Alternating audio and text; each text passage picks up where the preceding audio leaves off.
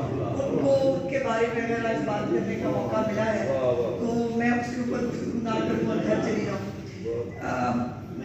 Mohsin uncle के मेरे वालिद साहब के साथ, चूँकि नासिर अंकल भी यहाँ बैठे हैं, ये बहुत मेरा बैकग्राउंड बहुत अच्छे से जानते हैं। ज़िला शेखुपुरा में मेरा बचपन जब था तो हमारे यहाँ मोहसिन अंकल जो है वो सुबह 7 बजे पढ़ा करते थे और शादी से, और मुझे याद है कि सुबह सुबह सबसे पहले उठ के जो एक्साइटमेंट होती थी वो ये थी कि सबसे पहले इमाम बारगाह पहुँचना है और मैंने सबसे आगे जाके बैठना है, क्योंकि मोहसिन अंकल मुझे नज़र आने चाहिए। जिस एक वजदान के साथ, जिस एक कैफियत के साथ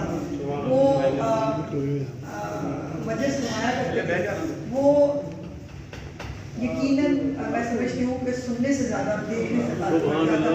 खासतौर पे मुझे अभी जब उनके बारे में बात हो रही थी तो मैं सोच रही थी कि जब वो यूँ करके ऊपर देखा करते थे ना, तो जब उनका कोई जो आखिरी मिसरा बहुत होता था, जब वो यूँ करके ऊपर देखा करते थे तो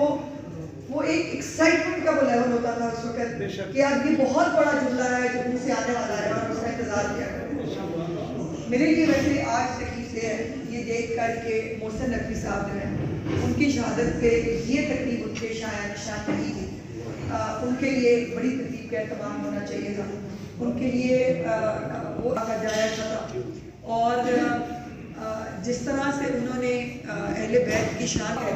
कि अभी कल परसों जब मैं जाके घर, तो मुझे 13 रजब थी, तो मुझे जब मौका अभी कभी मिले कि मुझे किसको सुनना है, अगर मेरा दिल चाह रहा है कि मुझे किसी को सुनना है, तो या वो पहले मोहसिन नकवी साहब पहले नंबर पे होते, या सिर्फ जाफरी साहब को सुनना है तो मेरा दिल चाहता है कि मैं उनको सुनूं जिनसे एक बहुत ही एक अटैचमेंट फील होती है, और जो उनकी शायरी है वो शायद ही कभी दोबारा मैं सुन पाए। अकील को मैंने सुना है 2 बार, छोटा है भाई है मेरा, लेकिन उसको आंखें बंद करके सुनो तो लगता है कि मोहसिन नकवी बोल रहे हैं, लेकिन मोहसिन नकवी एक ही थे, वो अल्लाह पाक ने एक ही जो है वो बनाए थे। और मुझे आज भी वो दिन याद है कि जब हम टीवी के सामने बैठे थे और शाम का ही वक्त था, जब ये खबर चली कि उनको जो है वो गोलियां मारी गई हैं, तो या मैं बहुत रोई थी अपने वालिद साहब की वफ़ात वाले दिन, या मैं उस दिन बहुत रोई थी जिस दिन मैंने मोहसिन नकवी साहब के बारे में बहुत दुआ मांगी कि परवरदिगार को ज़िंदगी दे दे, लेकिन वो नहीं हो सका। वो परवरदिगार है, उसकी वो ज़िंदगी और मौत का मालिक है, उसने एक दिन रखा है जिसको उसने ले जाना है। लेकिन एक बात उसके बाद तय है कि वो जो एक शौक था, वो जो एक बहुत एक्साइटमेंट के साथ, ये मैं थोड़ी सी हिस्ट्री है वो मैं करना चाहूँगा इसको। मोहसिन साहब से मेरी जो पहली मुलाकात है वो 1970 में होती है, मरी के इंटरनेशनल मुशायरे में। मैं गज़ल पढ़ के अपनी 22-23 साल की उम्र, मैं आया हूँ, किसी ने हाथ पकड़ के बिठा के इधर मैंने देखा कि खूबसूरत वजी नौजवान है, मालूम हुआ कि मोहसिन नकवी साहब है, मेरे साथ होटल चल रहा, मुशायरे के बाद अपने होटल ले गए, और जिस तरह उनकी महफिल सजी होती थी होटल में, उसी तरह उनकी महफिल सजी हुई। 1978 में जब मेरे सरकारी नौकरी के सिलसिले लाहौर आ गया, तो सबसे पहले हाजिरी दी नजब मिर्जा में, 192 रिश्ता मिर्जा की हाजिरी वहाँ दी। तो कहने लगे कि मेरी किताब एक बंदे का बाप शाया हो चुकी है, जिससे मैं खुश नहीं हूँ, और अब मेरे पास जो कलाम है उसका उन्वान है बर्गे सहरा, और मैं चाहता हूँ कि ये किताब बहुत शान से शायद हुआ, और तुम्हारी शोहरत है कितनी खूबसूरत किताबें शायद करते हो। मैं उस ज़माने में हादसा है, यानी कि एक शेर कहूँगा यहाँ पे, उनके मिलने को हादसा कहिए,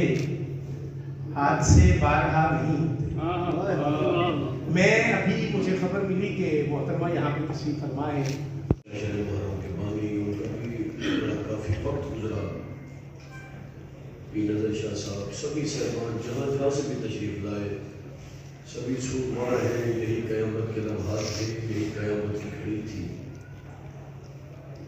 देखिए, एक होता है शख्स, एक होती है शख्सियत। توجہ میری جانب، میں چہرے دیکھ رہا ہوں کیونکہ میں کوشش کروں گا کہ میں آج انفرادی گفتگو آپ سے،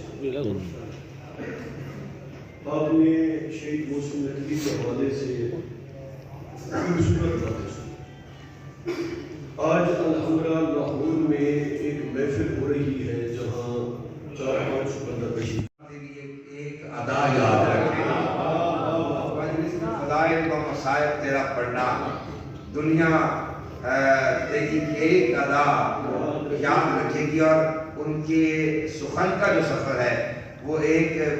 2 مصروں میں بند ہے کہ دنیا میری رخت شب پر سال سے لے کر، وہ آخری کی کتاب ہے کہ رخت شب، دنیا میری رخت شب پر سال سے لے کر آغاز سخن بندے کبا یاد رکھے، مہربانی بڑی مہربانی، آغاز سخن بندے کبا یاد رکھے گی، آغاز سخن بندے کبا